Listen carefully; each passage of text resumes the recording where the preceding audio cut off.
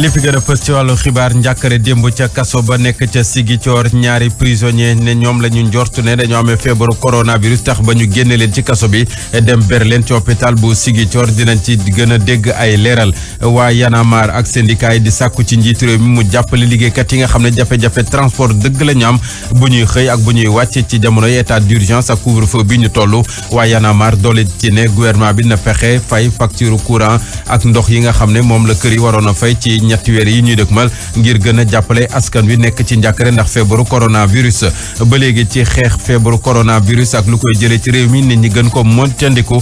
tax na fu ne ci biir réew mi tam ku ci nekk yaa ngay def say pexe tàmbale ko ci mairie yi ak yeneen i kuréel yoo xam ne tam ñu ngi yëngatu ci wàllu googe dinañ ci indi ay leeral ci biir xibaar yi ay xibaaru tàggat yaram tam ak Pape Mante Mboup ci kanam tuuti gaynde yu Sénégal équipe nationale bu football teg téeméeri million ci table bi ngir tam jàppale ko nguur gi jàppale ko seeni askan ngir lépp nag xeex feebaru coronavirus Daouda Djiba ci xarala bi si moo fay di leen faram-fàcceel xibaar yi bismillah daleen ak jàmm.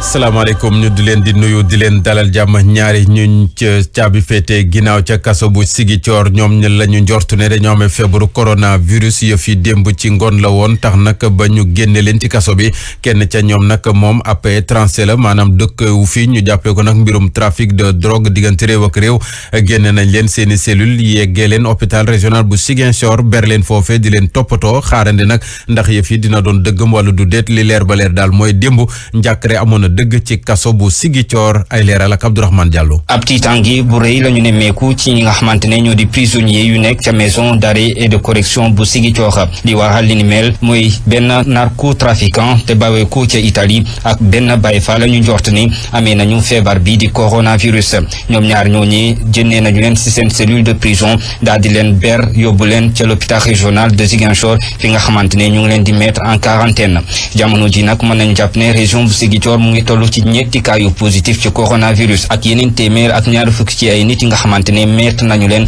en quarantaine ci ñetti département yu nekk ci région bi bu ñu sukkandiku ci ki nga xamante ne moo di Ansoumana Diatta nekk membre bu comité de lutte contre le coronavirus te Ziguinchor état de santé bu ñi nga xamante ne ñoo tëdd ci l'hôpital régional mu ngi amélioré wu bu baax a baax ci boobu jamono autorité administrative yi ñoom di gën di dëgëral xeex bi ak it mesure de prévention bi ajuma ji 15 heures bu mu jotee amul benn woto bu génn wala bu dugg ca biir commune bu Ziguinchor ay chauffeur yu bëri yeboon ay client te doon dem ca département Bignona bu ñu yeggee ca pont Émile Badiane foofu la ñu leen arrêté daal di leen delloosi ñu jàpp ne sa chauffeur si ñu bëri si ñoom dugal nañu seen i loxo ngir gunge nguuru Sénégal ci wàllum xeexu coronavirus li koy firndeel mooy gare routière bu Bignona kit bu Ziguinchor daan nañu leen tëj ràpp depuis alarba bi ñu génn Abdourahmane Diallo doon jokkoo ak yéen ca Ziguinchor ngir Zik FM. Abdourahmane ñu fàttali ne démb xayma nañu fukki nit ak ñeent ñu ko amee bees kon boole seen ci sunu biir réew bi fi feebar bi tàmbalee feeñ ba léegi téeméer nit ak fukk ak juróom-ñeent ñoom ñoo ko amee fukk ak benn ya faj nañ leen ba ñu wér mu les léegi ci loxoy kër docteur téeméeri nit ak juróom-ñett ñu ngi wéy di leen faj waaye tam teewul ñu wax ne chef bu service des maladies infectieuses bu hôpital bu Fann fii ci Ndakaaru wax na njàkkareem professeur Moussa Seydi ne faaw askan wi gëm ne lii feebar dëggantaan la te ku ci nekk tam jël say matuwaay ba mu mët sëkk ndax ñu fexe rek ba kaa yi nga xam ne moom la ñu amagum mu bañ a sore gum ci jamono ji ndax nag bu weesoo ni dina doon jafe-jafe lool ci sunu biir réew la mu cay joxe ni ki firnde moom moo di réew yi nga xam ne gëmuñu woon mbir mi wala boog teelu ñoo fagaru tey ji ñu nga ca njàkkare xamatuñu nu ñuy def chef bu service des maladies infectieuses et tropicales bu Fann yëkkatee kàddu yooyu ci télévision nationale sunu natango yu agence de presse sénégalaise yeggee ñu ko 7h 8h kon jot ba tegal ñetti simili. Y'en a marre ci kanamu président de la république yeggee jafe yi nga xam ne askan wi moom lay dund ngir dem liggéeyi ngir tam bu ñu wàccee couvre-feu bi bañ leen a fekk ci yoon wi muy ay daal lu ñuy sàkku di ay mesures ngir dem beeg dikk bi gën a yomb ci sénégalais yi rawatina ci jamono ji nga xam ne ci la ñu toll responsable mouvement bi démb président de la république dalal na leen ca palais ba lépp nag bokk ci audience politique ak citoyenne yi nga xam ne Macky Sall fan yëpp fa mu ngi koy amal waa Y'en a marre tam sàkku nañu ci gouvernement bi mu gàddu facture ndox ak yu courant yu weer yi di ñëw lépp nag ngir fexe kër yi mën a féex ci jamono ji nga xam ne crise économique moo am ginnaaw crise sanitaire bi nga xam ne moom la ñu nekkee ndax Covid-19 ñu déglu ci leeralu Cyril Omar Touré ñu gën ko xam ci caat bokk ci mouvement Y'en a marre. xamal nañ ko ne mesures yi yombul parce que peut-être génération bi ñu nekk xamuñu lan mooy couvre-feu mosuñ koo dund en tout cas ci histoire moo tax du yomb ñu xamal ko ne ko ni gi boo gisee yu bëri am transport bi moo nekkoon jafe-jafe yi mu wax ñu ne dinañ faj mbirum transport bi ak Dakar Dem Dikk dem nañ ci sax ba ne ko soo mënee xool denrées de première nécessité yu jëm ci meew ceeb suukar diwlin nu ko état mun a wàññee ci weer yi ñu jëm pour yombalal sénégalais yi ay it facture ndox ak facture courant moom fexeel ba sénégalais yi buñ ko fay ci mois yi di ñëw ci 3 mois yi bu ko benn sénégalais fay ndax loolu mooy tax soo jàppalee entreprise yi ñi nga xam ne seen entreprise informelle la ñiy yëngu ci ay salon de coiffure ñiy yëngu ci guddi ñi nga xam ne seen liggéey dëbbal la ay góorgóorlu lañ ñooñu seen entreprise xëy na répertorié wuñ leen waaye boo leen teggilee coonoy facture wàññil leen dund gi ñu war a mën a jënd pour seen njaboot su boobaa ñoom duñ yëg jafe-jafe yi. ci mbirum transport bi tam syndicat yi wax nañ ci ak njiitu réew mi leen dalal nag démb kuréel yu bëri ñu ngi woon palais ay seeni kon leader ñoom nag wax nañu président de la république lii seen jàkkare ci jamono ji ci dem beeg dikk bi mën a may liggéeykat itam ñu mën a dem dóori waar rawatina ñi nga xam ne seen entreprise bopp la ñu yor waaye tam syndicat yi wax nañu ne faaw ñu fexe ba salaire yu weer yii di ñëw ñu mën di ko fay ndax donte jafe-jafe am na yenn këru liggéeyukaay yi amaana toogloo nañu seeni ay nit waaye tam nañu fexe ba salaire yi ñu di ko fay Mody Guiro jiite CNTS yoroon na kàddu bés bi ñu déglu ko. këru liggéeykaay yi dafa nekk concentration liggéeykat këru liggéeykaay yu bëri dañu naan seen liggéeykat nañ toog seen kër wala dañu wàññi ñiy liggéey te ñooñu di léegi dañu naan toujours bu ngeen toogee seen kër duñu leen fay wala su ngeen toogee dañu xaaj dañ leen di fay. il faut que chef d'entreprise yi ànd ak xel ak dal ba nga xam ne liggéeykat yi fi ñu tollu tende dafa teel pour ñu dañuy dagg seen salaire kon salaire yooyu dañu bëgg ñu fay leen ko weer yi di ñëw après la nga xam ne ni moom lañ leen di jàppale di leen dimbale je pense dañ am solution waxtaan ba xam nan lañ koy compenser waaye nit koo xam ne di am na dal ci nit ñi kenn xalaatu ko mu yegg si nga ne toog leen seen dañ couper seen salaire waaye yàlla baax na ba ñuy wax président bi fekk na moom xalaat bu presque jiitu na ci buñ gaawantu di def ay chômage technique di yóbbu nit mais buñ leen yóbbu nañ leen fay seen salaire. ñeneen ñoo xam ne président de la république dalal na leen naka démb mooy waa secteur privé rawatina njaatige yi nga xam ne daanaka liggéeykat yu bëri ñoom ñoo leen di fay ci biir réew mi ñoom nag taxaw nañu ci jàppale kilifa yi ci xeex feebaru coronavirus mu jóge fii waaye itam taxaw nañu ci dimbali ko ci wàllu koppar nee ñu sax li nga xam ne jot nañ ko teg ci table bi ba noppi dinañ ko yokk ndax du doomu sénégalais rek ñoo fi am entreprise am na leneen lu ñuy séntu ci ñeneen ñoo xam ne ay doomu bitim réew lañu te ñu fi amee teraanga ndax ay marché yoo xam ne am nañ ko marché yu dëgër dem na sax ba tam waxtaane nañu ne kàddu yi ñu ne Macky Sall moo ñaawlu li secteur privé bi teg ci table bi ndax xeeb ko ne loolu yëpp dara amu ci bu ñu sukkandikoo ci bay di añ mi jiite CNP di conseil national du patronat. mu wax ñi d'abord vraiment que taxawaay secteur privé li mu si gis depuis bi mu amee ba léegi mu koy rafetlu mu xam ne ni ñoo ngi mobiliser ñoo ngi wax ay milliards rek def nañ fi l'autre jour lii si génn waxuma loolu rek lii si nit ñi di teg fi mu nekk moo ngi bëri si mais dañ koy continuer mu rafetlu si loolu li ñu mën jàpp daal mooy dafa mel ni am na bégte trop si secteur privé sénégalais bi ni ñu taxawee ni ñu mobiliser wax na ko waxaat ko xam nga Sénégal moom wax bi dafay bëri parfois di ne président bi kat dafa ne kontaanul si lii ak lële leeral nañu ko it wax na ni mu kontaanee si ñun mais am na ñoo xam ne ñenn loolu dafay am yaakaar bi ñu war a taxaw ak ñoom ni ñu war a taxawee taxawuñ ko te waxul ak si benn sénégalais loolu it ñu nit ñu ànd si parce que soo nekkee si dëkk nekk nitu bitim réew di fi liggéey lu mel ni dal si Sénégal te yow nga am si ay marché yu dëgër sa taxawaay aussi war nañ ko gis loolu rek la. ñu jeexale pàcc bi ak convention des jeunes reporters yu Sénégal di yëngatu ci wàllu tasum xibaar ñoom tam ne dinañu indi seen i wàll ci xeex gi ñuy xeex feebaru coronavirus mu bañ a law fii ci sunu biir réew jeune reporter ne pare nañu ngir teg table engagé wu na daal joxe nañu seen i kàddu ngir joxe lu tollook million ci sunuy koppar jagleel ko ministère de la santé et de l'action sociale te loolee ci lu yàggul dinañ ko fexe yeggee ministère des finances et du budget mi dajale ci jamono ji koppar gi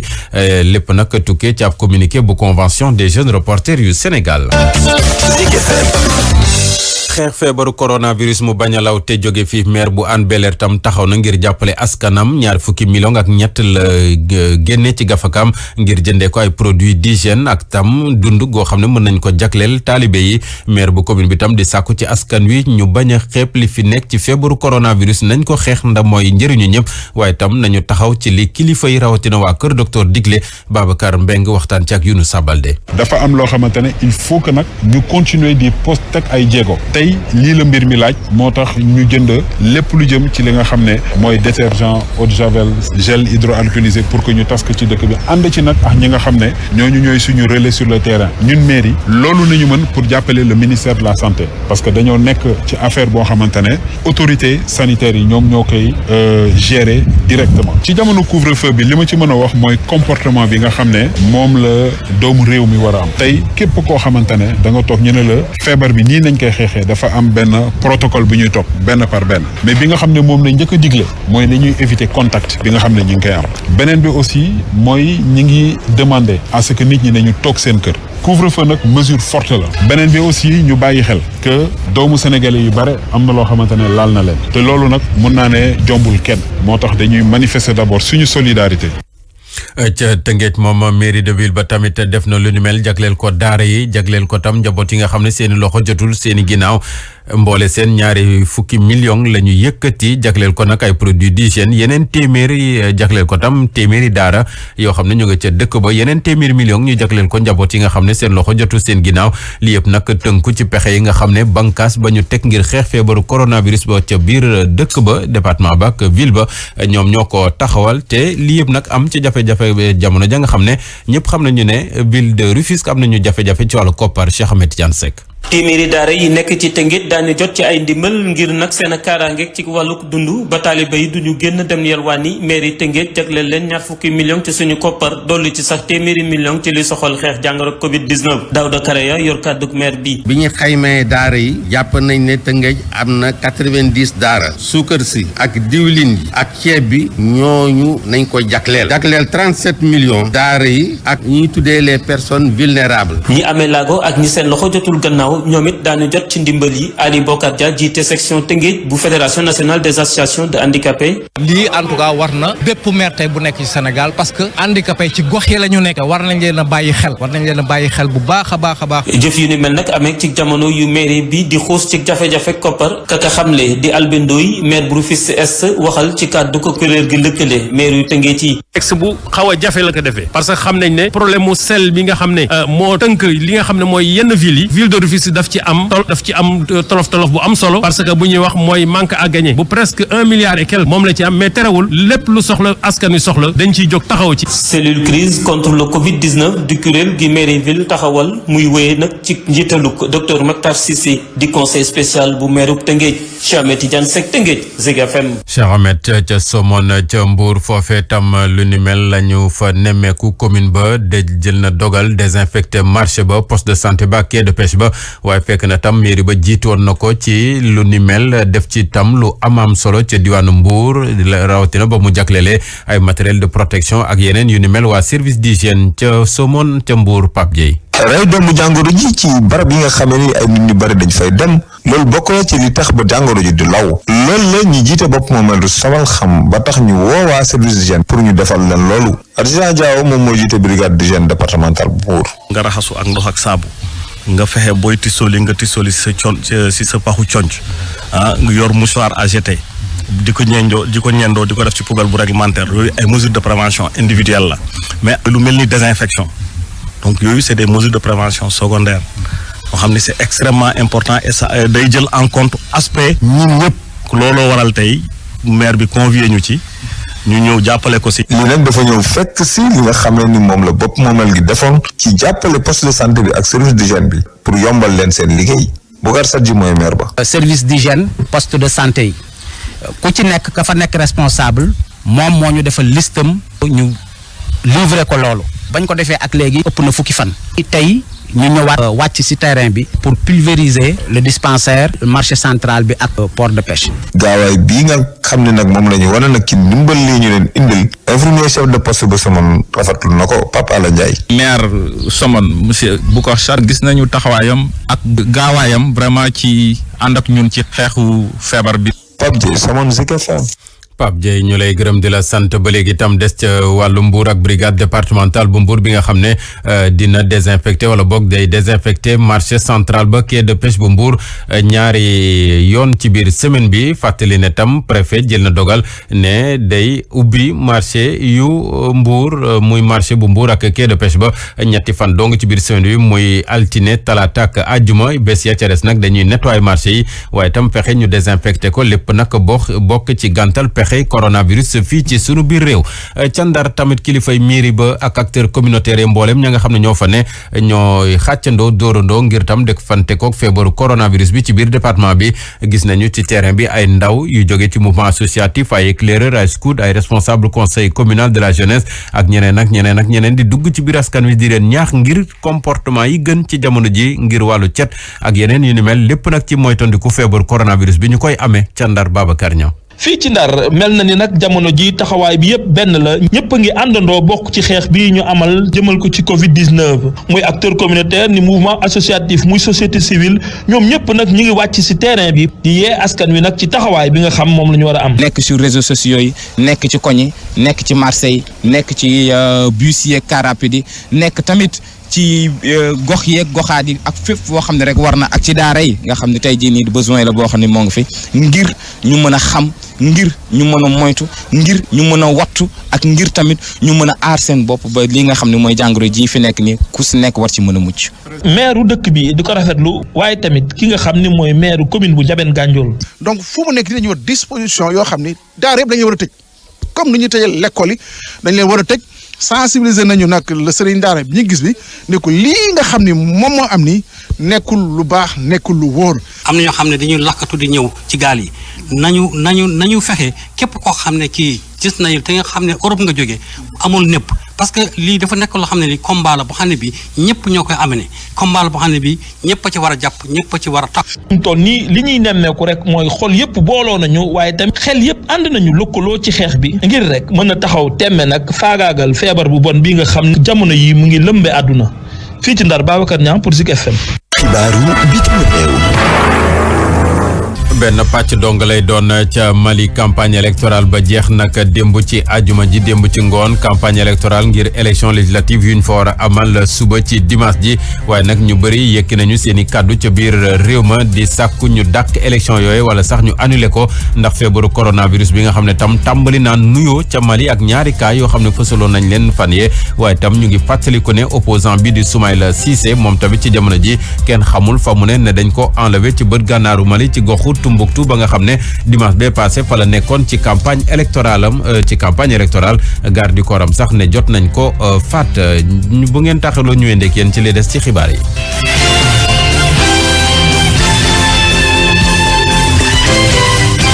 Actu Sport. ñu dalal Pape Mante Mboup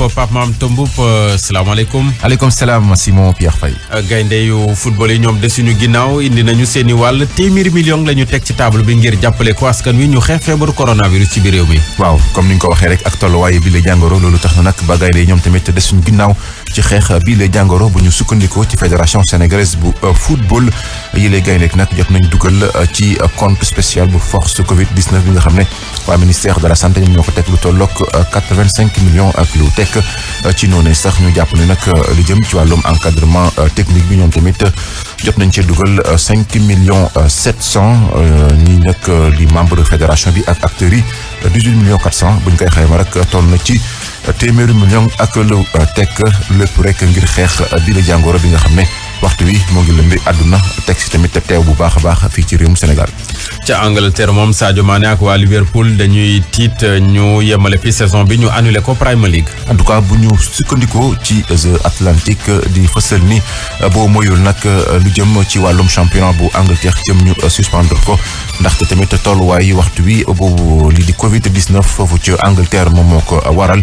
bu ñu seetloo sax ne ligue anglaise moom dafa prolongé nag lu jëm ci wàllum nag championnat bi le ba jimmi jamono ndaxte tamit gis nañu ne jàngoro ji ba tey moo ngi fës foofu ci Angleterre ñu suspendre nag championnat amateur yi ba ci 7e division. bu ñu nag xoolee ci foofu ci Angleterre waxtu wi nag foogee fukk ak ñeenti équipe joxe nañ seen kàddu rek ngir ñu dakkal bi jëm ci wàllum championnat bi kon Angleterre nag kon ren kenn du xam kan moo jël bile championnat ñoom ñi la sax dañoo jàpp ne ñu si bëri nag nangu ñu jox titre bi kii di Liverpool sax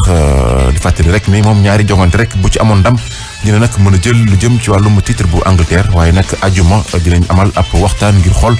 yan pexe la ñuy teg rek ngir lu jëm ci championnat bu Angleterre di Premier League. championnat bu France Ligue 1 leer na ci bopp Noël Graye mi nga xam ne mooy président fédération du football ba ne ñu jeexal championnat bi ci fanweeri fan ci weeru juin moom loolu mënul ne. waaw yëkkati yooyu la kaddu la yëkkati nag ñi ki démb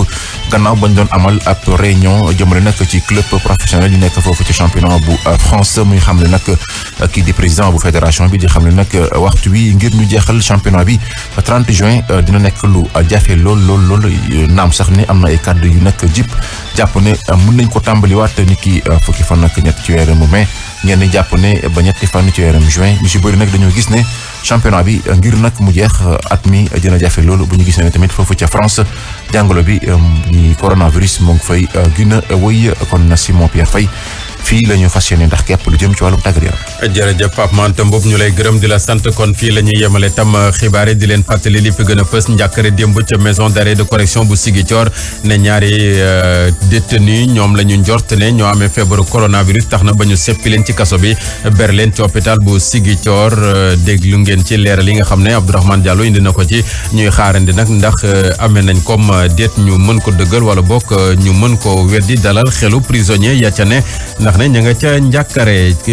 liggéeykat yi ak jafe-jafe transport bi ñu am rawatina ci jamonoy état d'urgence ak couvre-feu bi ñu toll nii ay fan a ngi nii Y'en a marre ak syndicat yi waxtaan ceeg président de la république Macky Sall ngir tam ñu indi ci ay saafara ay gindi ndax nit ñi dañuy war di dem di xëy di liggéey di gontu tam di indi seeni kër waaye nag bu ñu naree am jafe-jafe transport du sotti patronat bi tam teg ci ne ñi nga xam ne ñooy syndicat yi teg ci ne liggéeykat yi nañu fexe ñu di leen di fay seeni salaire ci weer yi ñuy dëkkmal Y'en a marre doole ci tam ne facture ndox ak courant na ko nguur gi gàddol njaboot yi ci ñetti weer yi ñuy dëkkmal xeex feebaru coronavirus déglu ngeen tam pexe yi nga xam ne ku ci ne